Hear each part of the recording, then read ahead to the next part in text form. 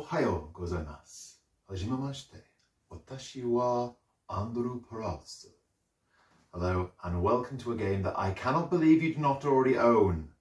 Welcome to Sushi Go.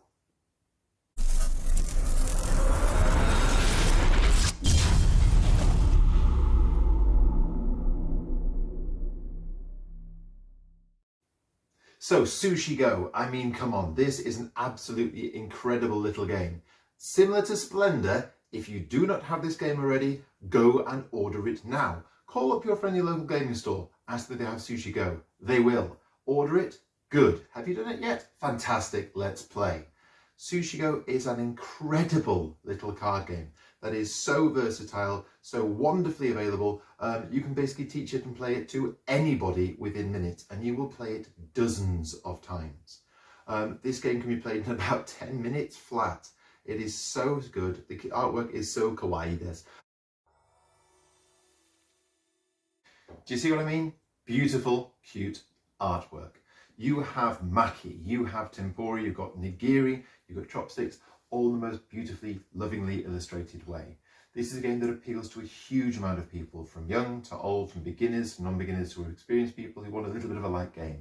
This is perfect to put in the beginning of your evening, when everyone's just basically getting together, when you're waiting for a few more people. There is always time for a hand of Sushi Go. Always. And that's what makes it such an appealing game. So, to find out a little bit more and to go into all the fantastically cute details, let's look at the table view.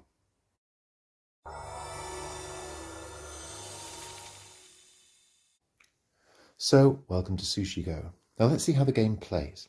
What I've done here is I've dealt out 4 sample hands. Obviously, these would normally be arranged in a hand facing towards you. You'll see each other's cards, so this is just for illustrative purposes. You have a mixture of different types of cards in your hand that you are trying to collect sets of.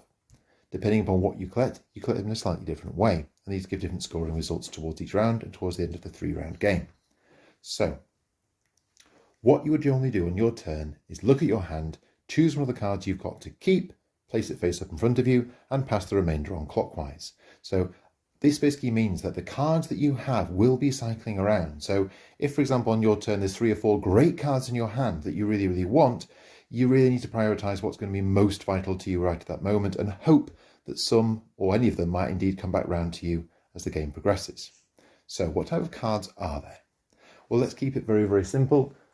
The little rules book itself comes with a scoring panel that tells you what they are and how they work. So say, for example, there are maki rolls. Now these basically come in 1, 2 or 3 maki variety. At the end of the round, whoever has the most amount of maki, counting these up at the round, gets 6 points. The person who has second most gets 3 points, and you can split if there's a tie. All right, good. What next? Tempura, lovely and cute. 1 tempura by itself is worth nothing. However, 2 tempura are worth 5 points as a pair. What else have we got? Well, you could collect some egg nigiri. Very, very cute. Or if you didn't want egg nigiri, maybe you could pick up some salmon nigiri. Even better, that was 1 point. This is worth 2 points. However, the best you can get is squid nigiri for 3 points. But wait, there is more. If you are lucky enough to pick up some wasabi, spicy Japanese horseradish, you can put this down first and then place one of the other nigiri on it, which will triple their points. So in other words, this will score you 3, this will score you 6, and this will score you the best combination you can possibly get, 9 points. Now it's all about the ratio of cards to points. So say for example with the tempura, this is scoring you on average 2.5 points per card. This is scoring you 1 point per card. This is scoring you 3 points per, 4.5 points per card.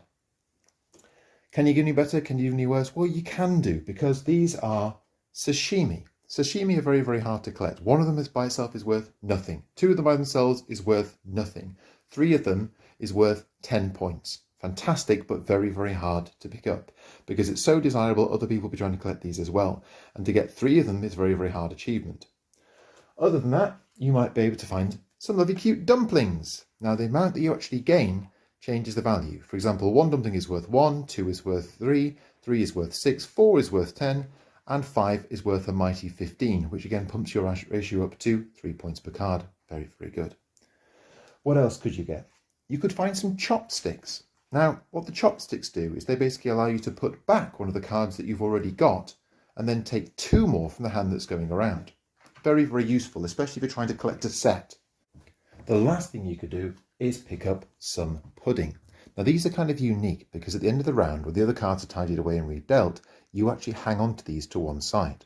At the end of the game, the person who has the most pudding gets a mighty 6-point bonus, whereas the person who has the fewest pudding gets a minus 6-point penalty, so you don't want to be left behind. Another different element of strategy. So the fun thing about this is every single card plays in a different way, and every single card will change the flow of the game. Now, the simplicity is huge. You can teach this to 4-year-olds, 5-year-olds, 6-year-olds, 7-year-olds, really as low down as your family goes or your friends goes, because this is a game that is so simple in terms of the mechanics. The strategy is incredibly light and very, very easy to master. In terms of playing the players, then it depends, basically, the person who's after is going to go for a high risk, high reward strategy. In other words, they're going to be hoovering up the sashimis, or where they have certain things that they love collecting. For example, I think dumplings are fantastic, so I'll always try and go for dumplings. Personally, I tend to favour the whole wasabi and nigiri approach, because that's, for me, a decent ratio of points to basically risk. Also, if you have this, you collect it because it's always worth collecting. Towards the second and third rounds, you want to start thinking about puddings, because if you get left behind, that minus 6 points could be what swings the game for you. In terms of maki, we generally find that it's kind of like a secondary strategy in terms of the high point, high reward things. For example, sashimi, for example, nigiri, you tend to maybe, I tend personally, in our family, we tend to try and go for those first. But then again, this is a solid strategy by itself, because 6 points each round, very, very good. Especially if you have a 3-pointer one, maybe it's just worth collecting on the off chance that nobody else is going to be thinking about it yet. Because if you can pick up a 3-pointer and a 2-pointer, you'll probably be greatly in the lead. Whereas if people are trying to pick up 1s and 2s, it would take them a lot of cards to commit to beat you. So 3-point maki is a bit of a game changer in terms of strategy. What else? Chopsticks. They're really great for things like helping to complete a set of sashimi. Maybe pick up that extra last couple of dumplings you want. They're a good way to get yourself out of a hole. In terms of having them stuck at the end of the round, if you end up with a chopsticks in your hand as a last card, it doesn't really do much. It's kind of a wasted opportunity. All in all, it is a brilliant, brilliant little game. And it's something that you should definitely consider, definitely consider buying for yourself, and buying another copy for your friends, and buying another copy for your relatives. It's just that good.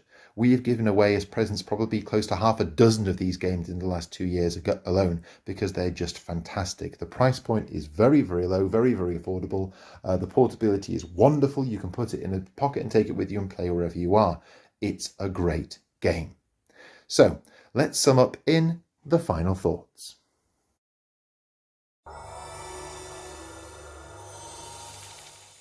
So, summing up, do you need Sushi Go in your life? Well, yes, of course you do. I do need to ask.